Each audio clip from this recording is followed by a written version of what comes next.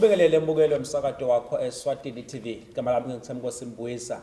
Sehlelo ngembukeli Litsini Libandla. Leli hlelo ke mbukeli la khona sikhulumisa indzaba enkolo sathela khona embhalweni leBhayibheli. Mbukeli ke hlelweni siba nabo ke bafundisi nebantu abaqeqeshekile ngendzaba enkolo.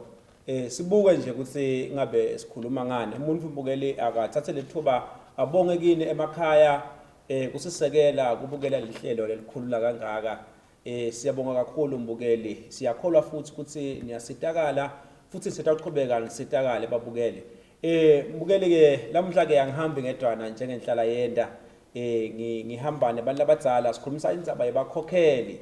Ngihamba na Mrs X Melane usuka lapha ebandleni la the Throne of Grace Bible Church dilapha embekelweni. Umuntu omdala akahambi edwana uhamba na Mrs N Mamba usuka lapha FEA Ngwane Park. Angivusele mali ngivusele mkhulu. Ngiyavusela Mbuyisa unjani baba? Yeah, siyaphila. Siyaphila nathi. Hayi siyabonga sesikhona. Azibusele Mamba lenza. Amen Mbuyisa inhle inkosi. Amen. Singile nalamuhla. Amen. Bayisiyabonga ngosiyama ke asivele singene kiyo indzaba nguni sikhulumisa indzaba yabomkhokheli.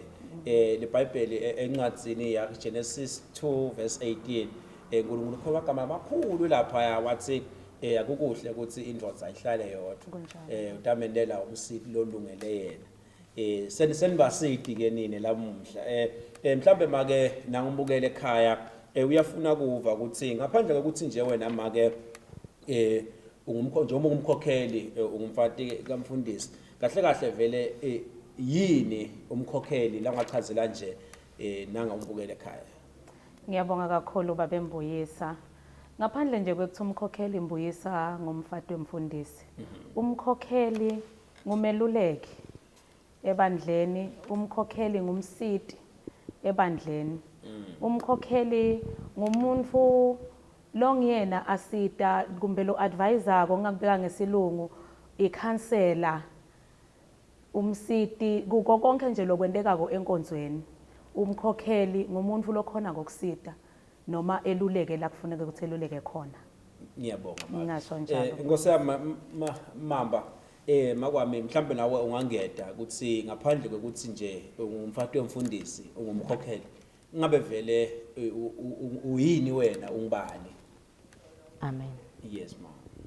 Ngingumntwana waNkulunkulu. Nginxusa la Kristu.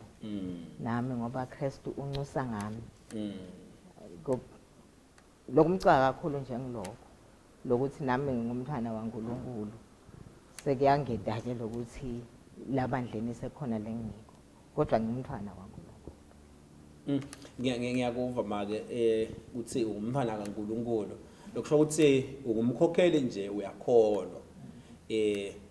Ngiyabonga ngiyathemba ukuthi umbukele uyakhona ku understanda kangcono lokho. Futhi angeke ube ngumkhokheli ungakholwa ungasumntwana kaNkulunkulu. Ungaba nguye la umfundisi okukhethile. Kodwa nje kumcoka lokuba ngumntwana kaNkulunkulu. Cha ngiyabonga kakhulu. Ngosiyami make nanga umbukele ekhaya uyafuna naye ukuva ukuthi ngabe vele nje wena ungumkhokheli. Ngabe vele inzima yini ledlalwa nguwe make njengemkhokheli ekusekeleni babe umfundisi njengoba nje abikiwe yena baba. Ngiyabonga kakhulu Mbuyisa. Njengoba sashido make Mamba kuthi umkhokheli ngumntwana waNkulunkulu. Kucala nje lekufuna ukuthi ube ngikufanele umthanze uNkulunkulu ngoba la usemsebentini waNkulunkulu. Umthanze uNkulunkulu ngako konke kwakho. Ngawonke amandla akho ngengcondo yakho yonke ube sikhontisa uNkulunkulu. Emva kwaloko ke bese soyayithanza nalengceko. Lekungiyona ikuthethe. Ithanze lengceko ube khona la kulomsebenzi utifake kulomsebenzi lengceko leniketwe yona uNkulunkulu. Okay. Ngoba kunengi labahlangabetana nako Mbuyisa. Manenge ama challenges ngalesinye isikhathi athi vele seka lonely kulomsebenzi kaNkulunkulu. Ngalesinye isikhathi ajajwe. Ngalesinye isikhathi eva saphelelwa ngemandla. Wena ke njengama ke mkhokheli ufuna ukuthi ube khona Mbuyisa. Umtshele ukuthi cha babe kutawendeka, kutawulunga noma ngayindlela eminyama but embili ngilapho siyakhona kutawuphumelela. wena uyekuseka nje ukuthi lokhu laniketwe kona uNkulunkulu ukubone kuphumelela. Hayi bukele ekhaya uyativela uma ke simelane uyachaza ukuthi ufuna uyithanze lenceko. Ngosi yami mhlawumbe noma khona lo ngakusho usengumkhokheli ukuthi ngabe inzima yini nje make nawe lo ngayidlala njengemkhokheli ekusekeleni nalibito lababe asashumayela livangela. Angibonge Mbuyisa. Njengoba sashito make simelane konke la kushito ngivumelana nako. Ngetulu kwaloko. Libandla kumbe limbuka njengamandla amakhulu yena. Kodwa akakhone kuhluleka embi kwemkakhe. Akakhone kuwa umkakhe amsekele. Akakhone kube lihlombe lekukhalela kuye. Akakhone kuthulula ngoba tineng nale tindzaba letingamcinanisa bhame naye. Akakhone ke kuthulula la umkakhe. Lokusho ukuthi ke lo mkakhe ke udzinga kuba nesifuba lesinetinganangana letinkulu. Angakhiphi lendzaba tababi. Nkosi Jesu. Baze bangathembi libandla ukuthi lize lesabe. Baze besabe kuta kumfundisi netindzaba leti sensitive ngoba titawugcina setivakala satikhiphile make MKHOKHELI. Tibethusile phela la emake usinativa wathi ngcono ngiyobekela lazibala ative indzaba lengitivile. Nkosi yami siyabonga kakhulu mama lenze. Nkosi yami make naku nje nibakhokheli sesontweni kumnanzi kunjena sikhonda uNkulunkulu. Ngabe vele yini lokubhekekile kuwe ungumkhokheli enkonzweni? Ngiyabonga kakhulu Mbuyisa.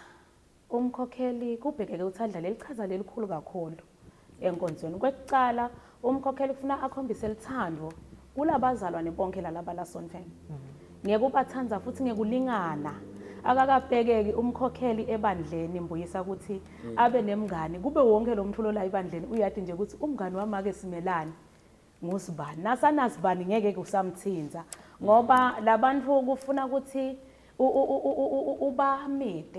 ubamite babe la ngekhathi kwalesibeletho sakho utitshele ukuthi laba bantwana bambonke badelwe ngimi labantwana laba bonke kufuna ngibanike lithando lelilinganako lelifananako ubabeketelele futhi ngoba Mbuyisa kude silwane kuletilwane tonke letaletfa uNkulunkulu lesihlupha njengemuntu. Nkosi yami. Umuntu uyahlupha Mbuyisa kufuna ube patient ubabeketelele banengi labantu lokunye bachamke tindzawo ngekwehlukahlukana abafanani kwala musibantwana ubedele Mbuyisa babakho angeke labantwana baze bafanane kuphila kwabo nekwenta tintfo kwabo. Kanjalo ke nasebandleni kwakho ke ukuthi ubathanze ngelithando laNkulunkulu ecaleni ngithi ufuna uthanze uNkulunkulu na umthanza utakuniketa lo thando ngoba thina sibantu sithe lithando Mbuyisa uNkulunkulu nelithando na uthanza uNkulunkulu na kanjani utabathanza nalabantu baNkulunkulu kuchubeke kuphilwe ebandleni. Hayi ngiyabonga kakhulu Mngoni. Nkosi yami makwami ngiyacela nawe khona emagama lo washoko usengumkhokheli nje usebandleni ukuthi ngabe yini lebhekeke kuwe njengomkhokheli mama. Ngiyabonga baba Mbuyisa. Abesashito make simelane ngendzaba yeluthando. Yes. Kuthanza bonke ngaphandle kwekukhetha. Lokunye ke lulwimi kuthi nje lulwimi lwemkhokheli ludzinga kuba nguswayi ngoba lokungamlimata lokungete kwamlimata nakushitwe ngilomunye kodwa utawukhanza ukuthi kuyamlimata umkhokheli. Lokunye kubita konke umkhokheli akwendako akwendele inkosi hayi bantu ngoba na ungakwendela abantu ungadzima ngoba ababonga banjalo nje bancane lababongayo bancane lababongayo bakhona lababongako siyabonga uNkulunkulu ngabo labakhuthatana kodwa nje bakhona labeva ngathi lilungelo labo lofanele lobendela kona so kudinga ke wendele inkosi ungendeli bantu ukuze ungadzima. Cha siyabonga kakhulu Nkosi. Mngoni naku ke bakhokheli bakhokheli ke make bavamisele ukuthi kubitwe babe akabitwa bona. Mhlambe kuleyo ngcingane leyo nje make ungathini wena njengamake MKHOKHELI? Ngiyabonga kakhulu Mbuyisa. Kunengi Mbuyisa lokho ukuthi iwe hayi angikabitwa mina ngobabe lobitiwe. Liqiniso lithi vele uNkulunkulu wakhuluma nababe. Nguva kahle. Nakakhuluma nababe uNkulunkulu umkhanzo nalomsiti longimi. Lo msiti longimi ngena kakhuluma ngoba phela thina sesimunye nababe. Nakabita babe nami uyangibita at the same time. Okay. Nalomndeni wonke uyambita ngani ngishiso yindoko. Ngishiso ukuthi kufuna sifike la simsekela khona babe.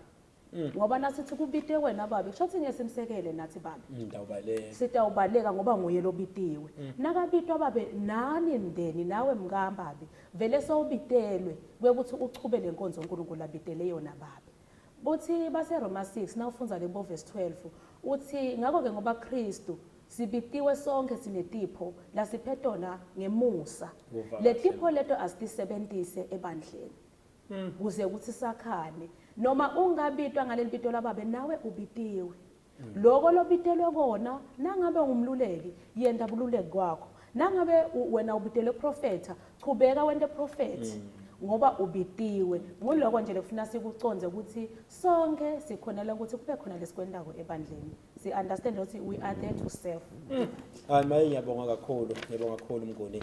Makwami mhlambe nawe ungayilobola lapha kulendzaba yekubitwa kwababe ngoma siyeva ukuthi bese seniyabaleka ngithe lapha ubitwe wena baba hamba uyele uyoshumayela ungathini lapho mama. Asibonge Mbuyisa. Bantu nabashadziswa nje kuye kuthiwe lokuhlanganiswa uNkulunkulu akungahlukaniswa umuntu. Angadi ke lokuthi nasekufika la kusuke sesikuphi lesibinzi sekukwehlukanisa wena ngoba nawe ungakuhlukanisi lokuhlanganiswa uNkulunkulu. Ukhulumile la kucaleni Mbuyisa ngekuthi uNkulunkulu wathi udawukwendela umuntu umsiti lo njengaye. Umsiti akashongo uNkulunkulu ukuthi ngaphandle emsebentini wami. Nala msebentini waNkulunkulu lo msiti lo njengaye. Solo ukhona la msebentini waNkulunkulu. Kanike futhi sonke manje simanxusa uNkulunkulu. Ngoba uNkulunkulu unxusa ngathi. So ufuna ukukhwesha njani ungasamnxuseli uNkulunkulu ngoba lokungenani wena so elevated so unxusa leli ovala lamanye wena lo soceleni kwemfundisi. Jehoshaphat nakhuluma naAhabi am-invitile ukuthi ayomlekelela emphini. Uyabuda Jehoshaphat ukuthi kudeni umprofeti singakayi le. Bathi ke hayi sekude ngoba Elijah kasekho. Uyabuda kodwa Jehoshaphat uthi nisho ukuthi kude mbamba umprofeti la. Uthi lo munye ukhona Elisha abethela emanti etandleni taElijah. Okay. Uthi ke Jehoshaphat live la uNkulunkulu kubo. Lo hlala nemfundisi. Lo lala nemfundisi. Lo wenda konke nemfundisi. Live la uNkulunkulu likuye naye. Oh, cha ngiyabonga kakhulu Nkosi. Bukele ekhaya uyadivela abantu labadzala bayasho ukuthi njengoba bahlane bafundisi nabo live la uNkulunkulu lilakhathi kibo nabo babitiwe. Siyabuya ke mbukeli sathi yakhona emakethe.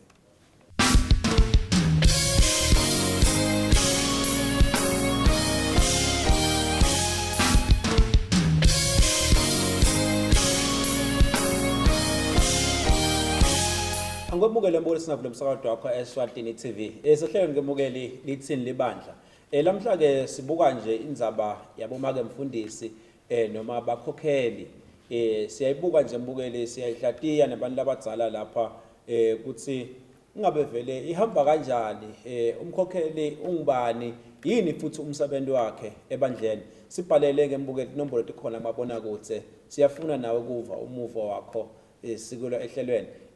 Nkosi yami Nkosi lapha sihambile nasiyehlelweni besikhulumisa yona nje indzaba ukuthi lelive la uNkulunkulu lila kini nje manje acela kwemfundisi ngiyithandzile leyo make naku ke make nyalo emasontweni cishe emasontweni lamanengi nje sibona bomake mkhokheli sebana nabantu lebathi ma protocol officers ngabe ungathini lapho make. Ngiyabonga baba Mbuyisa. Ngicabanga ukuthi kungaya ngenhloso. Lithi livula uNkulunkulu ways ema motives.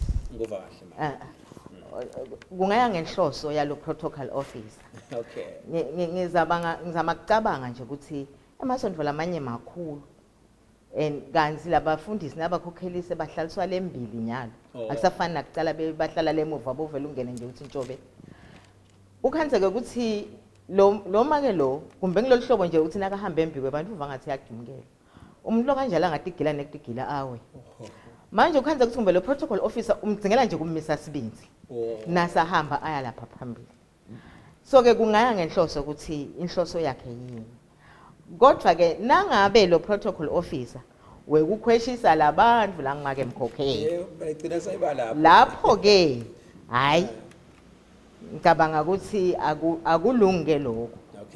Ngikhumbula ukuthi bafundi Jesu uyafundisa Jesu.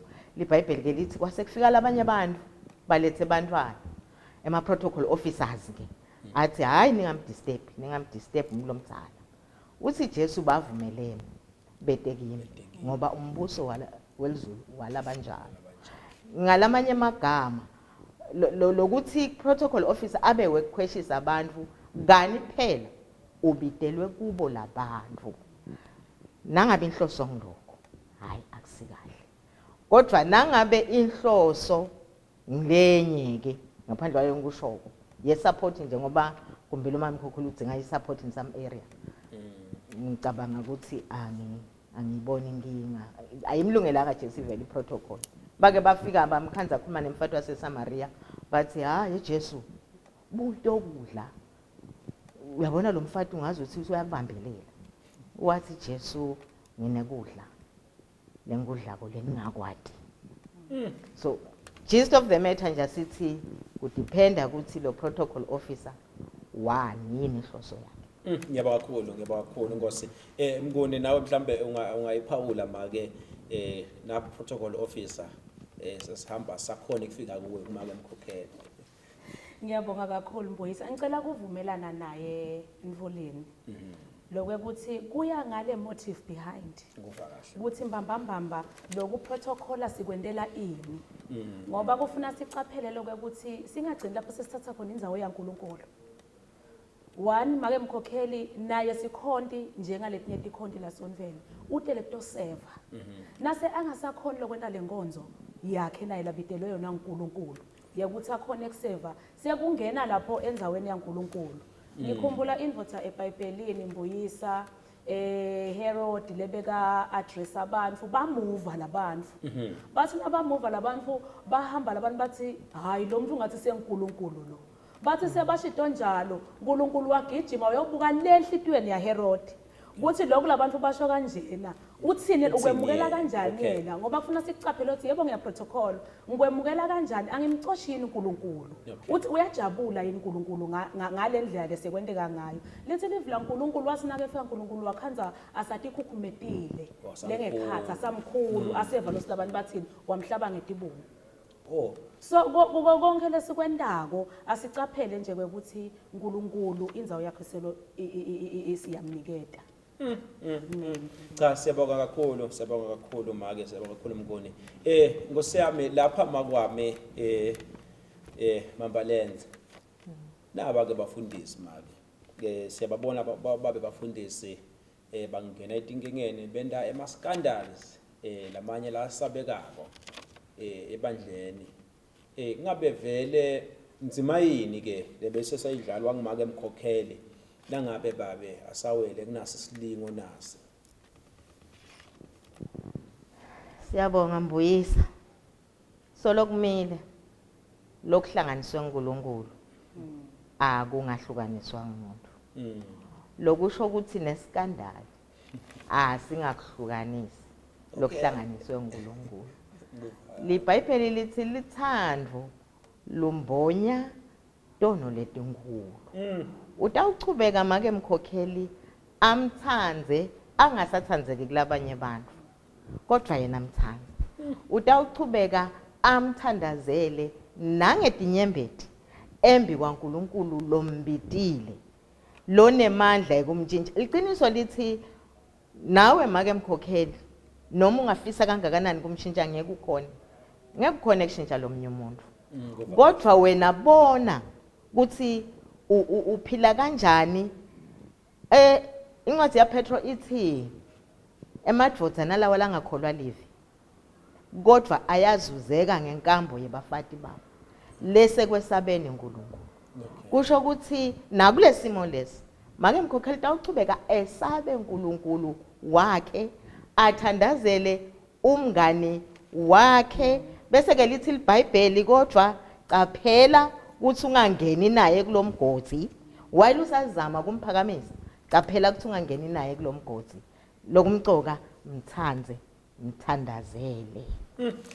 siyabonga Nkosi yami siyabonga kakhulu Mthuleni makwami Mngoni nako ngicela uyilobole make nabo nangibabe bawela etilingweni etimatima lihlasulisa umtimba lesinye isikhathi wena umake ungumsekelo wakhe inzima yini lo idlalako mama Ngiyabonga kakhulu Mboyisa utsho sibili make mama lokho ukuthi muthanze chubeka umthanze luthando alusho ukuthi nguthanza ngoba uyathanza ngoba kufanele uthanze ithe command lesuka uNkulunkulu kude ukuthi ngithanza ngoba ungendela nawo noma sekwendekile lokho wena chubeka umtshengiselo lithando chubeka umnakekele chubeka wenze futhi lapho bese seniyahlala phansi bani ngikhansela nala kuye ngoba naye lekufuna ukwathi naye ulimele okay naye ulimele uyabona lokuthi la sengene khona kwendeka iblanda manje ulimele naye khamkhansele hlalani phansi babe singayilungisa kanjani siphuma lana sibheka siyapi embili lithi live la uNkulunkulu sathane uyabhodla la ngaphandle ubhodlisa kwelibhubezi ufuna la ngamgweni ngebhadi lembiso ugwinyekile babi wena ke bani khona ukuthi umsekele khona lapho umthanze khona lapho ungamiyekele bese siyachubeka niyathandaza ngoba sithi uNkulunkulu asithandaze singayekeli ukuze singadongena etilingweni uchubeke nithandaze kanye kanye ngingasho lokho nje ukuthi mthanze umsekele khona lapho hawo Nkosi yami siyabonga uyadivela mbukele ekhaya basibomake mthanze babe phinze futhi umsekele khona lapha ekhathi etinkingeni letibhlungu lesasikhathi etikhalise netinyembede thandaza ngisho ukhala Nkosi yami makwami Mthuleni siswati ke sithi umfundisi akamdala umfundisi ngabe lapha make vele kwentiwa yini lokuthi ukhanza ukuthi bantwana bebafundisi akusibo bantu okhanza ukuthi baphatha kahle ibehavior yabo iba nema question marks isikhathi esiningi ngabe ungathini lapho mama Ngiyabonga baba Mboyisa ngitawuthi mine bantwana bebafundisi banensayeya yokuthi bangimuti lo wakhe entsabeni lo ngeke usitheke wonke umuntu uyabanaka uyabona mina baba Mbuyisa nangisedolobheni hlana nabantu labanengi over 100 bayaphithitela abantu kodwa uyathi uthi nasengihleli kami ngicoca ngebantu lengibabona edolobheni with all due respect ngitawucoca ngalokwenteke ngahlangana naye ngamkhanza ukuthi is living with a disability angicoci ngalaba bonke laba normal lengihlangene nabo ngulolo kwentekako ke kuliqiniso ukuthi umfundisi yamdala umfundisi baba banengi labantwana bafundisi ukhanza ukuthi labaphila ngalendlela lebhekekile la khaya kamfundisi but ke lolo tawuchamuka yedwana again with all due respect kusho ukuthi kule situation le that one uphila with a disability and wonke umuntu kutawunaka yena wonke umuntu akhulume ngaye kakhulu wonke umuntu amkhanza ngathi yena wehlukile vele yebo vele wehlukile uphuma ekhaya lengceko kumba kafani nalaba labanye elikanye kulesinye isikhathi yena akasavumeleki nje nekuthi abe ngumntwana njengalabanye abantwana uyakubatshatwa lokunye noma akusesiyinkinga nakwendiwe ngilomunye kodwa ngoba kwendiwe ngumntwana emfundisi kuyinkinga kulesinye isikhathi ke kuyendeka ukuthi kwayena lo mntwana emfundisi uva ngathi nakwendekile eva ngathi lakhaya kumbena akanakeki kahle eva ngathi ke ufuna ke ukuthi atonakeka ngekwehluka lo ukuthi bese sowenda le nivele ebheke eceleni ngekwehluka la khaya yena ende lento angisho nonke indawo umnaka nonke indawo ukhuluma ngayo okay bese ke uthola le satisfaction yokuthi ya ngimisikhokho hey ngiyabonga make hey shothi vele ikhokho dinenge la ngaphandle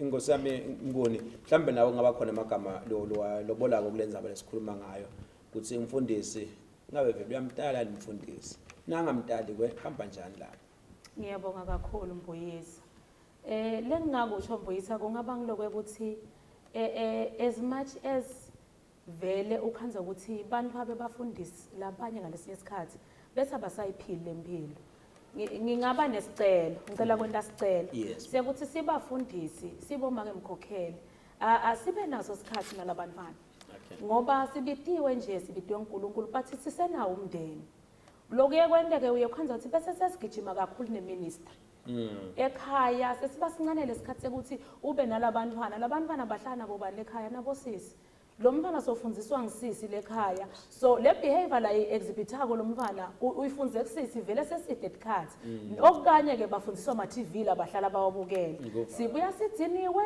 sesibuya tinkonzweni sibuya emihlanganweni asitakhelene nje isikhathi nebantwana kuze ukuthi umntwana ade ukhula ngalendlela wena lokufuna ukuthi ukhule lofuna ukuthi akhule ngayo ngoba livla uNkulunkulu sasibakhuliseni ngendlela letathi kusasa bangajiki kuye badzinga thini asistendeleni isikhathi nebantwa bethu athi noma ngabe uyaphondla aphondle kodwa ngimnikile indlela njalo ngosami bantu abadzala ngenxa yesikhathi ngabe siyaqhubeka siyayikhulumisa lenzaba lemnanzi nakanga ngiyakholwa ukuthi nasemakhaya bayijabulela futhi ngiyacela ukuthi endluleni usho amagama akhe egcina nje kunanga amake mkhokheli losibukele lamuhla uphose nje litshe nawe esivivaneni ma siyabonga babe hayi bantwana bakithi asibambene noma ngabe yashisa asibambene size sifike phambi kwaNkulunkulu sive amagama lathi ngekulenhle nalethembekile ngena ekujabuleni kwenkosi yakho amen ngiyacela nawe mngoni usho amagama lo ngawasho egcina ngiyabonga kakhulu Mbuyisa lengingakusho Mbuyisa kungaba ukuthi nje Nkosi yami asichubekeni bomake sibitiwe kuba ngumake mkhokheli lubito sibetelwe kusita letinceku la kufanele usite khona la kufanele advise khona ukhansele khona yenda njalo la kufanele ucolele khona colela ngoba uthi uNkulunkulu nakabafundisa ukuthi bathethe unabafundisa umthandazo uthi sithethelele inkosi ngoba nathi siyabathethelela labasonako shothi lokwentako nawe uyawubheka ukuthi kwendiwe kuwe mbukele ekhaya uyativela kwantu labadzala bathi nawe yenda lo ongafisa kwendiwe kuwe kube kunesikhathi ke bengitawubuta ukuthi nangabe kubitwe make kuye lo mfundisi mina ngiyindvodza ngiba ngumkhokheli yini but ngenxa isikhathi ke angeke sikhole ukukhulumisa lo indzaba elinyelanga ngaloko mbukeli ngiyabonga kakhulu abantu abadzala kusihlonipha nje ukuthi bebangeda sitokukhulumisa yona indzaba ngiyakholwa mbukele ekhaya usitakele kakhulu mina ngithi Nkosi Mbuyisa ngithi bola uhlehlele danzelako emsakatweni wakho Eswatini TV sibo samaswati usale kahle